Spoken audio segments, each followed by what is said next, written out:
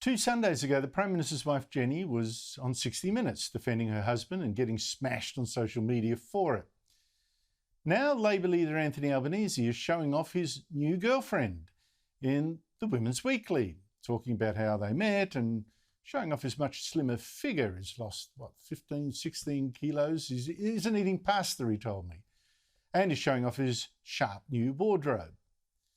Well, there's no Twitter storm about that this time, and I think this is one more reason for the Liberals to worry about their chances in the election in May. Joining me on Culture Wars is Rowan Dean, editor of The Spectator Australia and host of Outsiders here on Sky on Sundays at 9 a.m. Rowan Dean, I thought Albo looked pretty good. Is looking almost, not quite, prime ministerial, certainly better than he used to.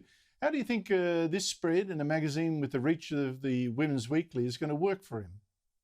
Well, it will work well. For people who like Anthony Albanese, it will work very well. He's lucky that, I'm lucky, I don't want to delve into his personal world, but reading the article, it would appear that for whatever reason, he was not the one who left the previous marriage. So had he been the one who left the previous marriage, I think he would not find showing the new girlfriend off quite as comfortable. But in this instance, it seems a very happy relationship, very happy couple, and it's clear that whatever happened in the past is in the past.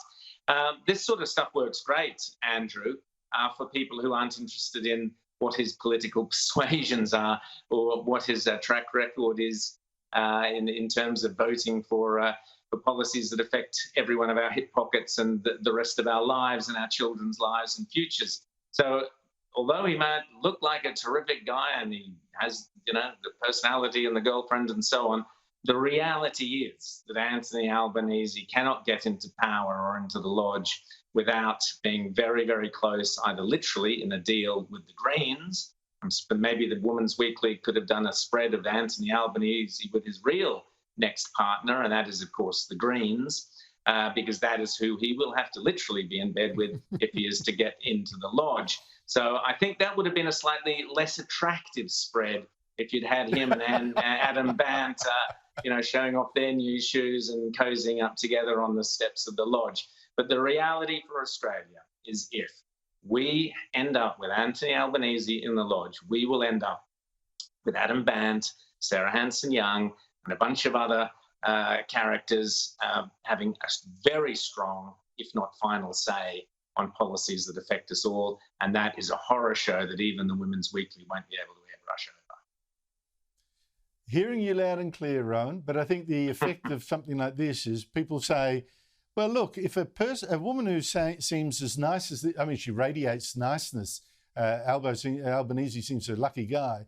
If a woman like that, as nice as that, seemingly likes Albanese, he can't be a bad guy. That's how these things work.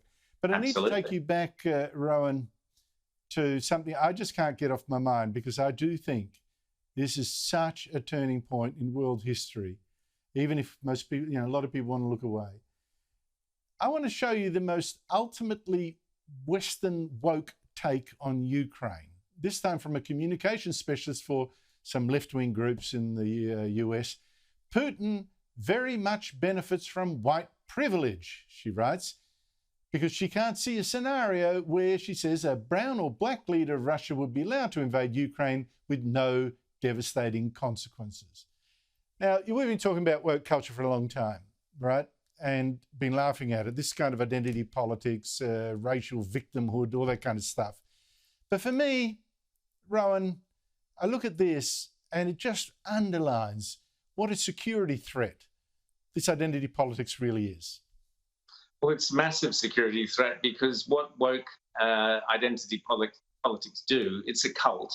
And like all cults, it has its own kind of set of rules and regulations and a prism, if you like, through which it views the world, and it cannot see the world in any other way other than through that prism.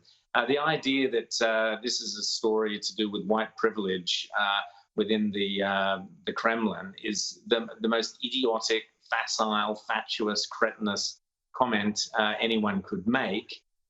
We are talking here about a ruthless communist dictator who's pursuing what communists always do, which is hegemony over its neighbours. which is what China would like to do as well. I don't know, Xi Jinping is perhaps a victim of white privilege as well. I mean, that would be an interesting take. Perhaps she can write the follow-up to her Ukrainian insights and come up with some insights when China moves on Taiwan, which it is probably going to do very soon. The failure of the left to recognize the genuine perils that surround us and instead invoke these fantasy perils, and it's not just white privilege or racism or whatever, it's sexism, it's gender fluidity, it's climate change, it's all these other things that they're worried and frightened about, that they tell their kids are going to be the big threats in their future, that unless they want to be a boy instead of a girl, or unless they accept that the world's about to end and we're all going to burn in an inferno. They terrified the next generation with nonsense, nonsense devoid of any basis or fact behind it, at the same time as ignoring genuine threats to the future well-being of all of us. And as we know from history, then the last century was the worst of them all. If you allow dictators to get away with their plans of empowering and basically enslaving other nations, then the cost to reverse that is phenomenal, and it has to be nipped in the bud soon. I tell you what, you remind me of something there, Rowan. Do you recall that Pentagon report a few years ago that claimed, and gee, the left loved this, the media left, that global warming was the biggest global threat facing the world? Precisely. As if, you should send the soldiers out to fight the clouds or something. I don't know. That's right. What a joke.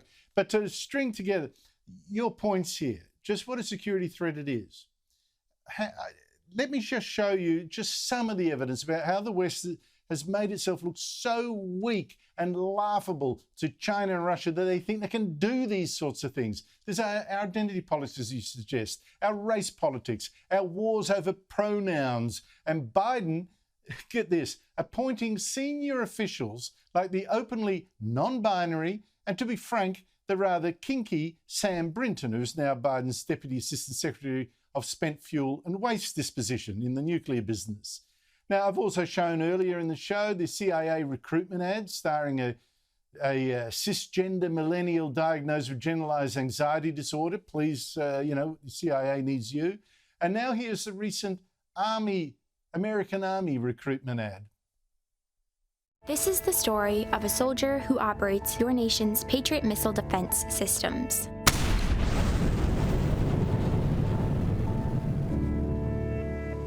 It begins in California, with a little girl raised by two moms. I also marched for equality. I like to think I've been defending freedom from an early age. Rowan, good on that woman for, dedicating her life to the service of her country, the defence of the country. Full marks. Nothing wrong. People with two mothers can be most excellent as anyone else in defending the country. But I have to say, that did not seem to me to be an ad for what you really want in an army, which is people prepared to kill and die for their country. That should be number one. Are you prepared to kill and die for your country? And all the other stuff, I think, is basically irrelevant. As you say, I mean, if that's based on a real person, I mean, it's a cartoon, but assuming it is based on a real person, well done to them for signing up and putting their life at risk. But that's not the issue. The issue is the signals we send, and that sort of advertising campaign, the stuff we've seen before, the appointing of that character whose boyfriend likes to act as a dog during sex acts. Go figure. Corey Bernardi was right all along.